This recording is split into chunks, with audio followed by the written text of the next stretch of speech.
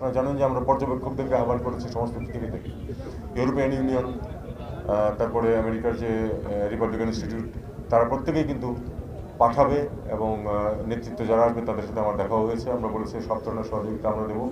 সাথে একটি কথা আরও বলেছি, আগের বারেও যখন প্রকৃত নির্বাচন হয়েছিল আমরা এটা বলেছিলাম।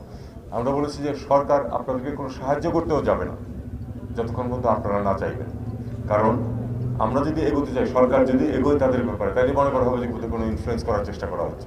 আমরা সেটা এক বিন্দুও করবো না। আমরা তাদেরকে দেখবো যে তাদের নিরাপত্তা যেন বিঘ্নিত না হয়, শুধু সেটা আমাদের দেখবো। আর এরপরে তারা যদি কোনো ক্ষেত্রে সহায়তা চান, সেক্ষেত্রে আমরা সেই সহায়তা দিয়ে যাবো।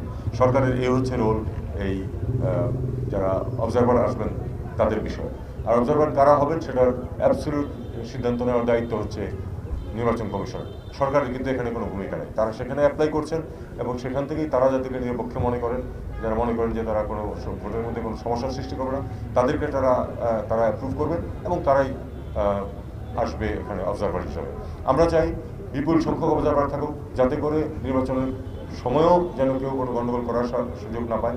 এবং সবাই খুবই সিরিয়াস এবং আমি নিশ্চিন্ত, যেটা আমার পূর্ববর্তী বক্তারা বলেছেন, যে আসলে মানুষ মুখিয়ে আছে একটা নির্বাচন ভোট দেওয়ার জন্য, কারণ তারা দীর্ঘদিন ভোট দেওয়ার অধিকার থেকে বঞ্চিত হয়েছে। আমরা আশা করব এবার অত্যন্ত উৎসবমুখর পরিবেশে সবার অংশগ্রহণে ভোট অনুষ্ঠিত হবে। যে কোনো নির্বাচনেই ছোটোখাটো কিছু গণ্ডগোল হয়, এটা আমরা আমাদের মতো বয়স যারা আমরা দেখে আসছি গত 50 বছর যাবৎ, আর যারা আমাদের চেয়ে একটু কম তারাও দেখেছে। কিন্তু মূল জিনিসটা হচ্ছে যে মানুষের মতামত প্রতিফলিত হয় কিনা নির্বাচনে, এটা হলো খুব গুরুত্বপূর্ণ।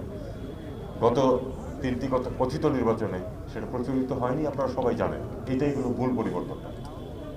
তো আমরা আশা করবো যে সেটা ঠিকঠাক মতো এবার হবে।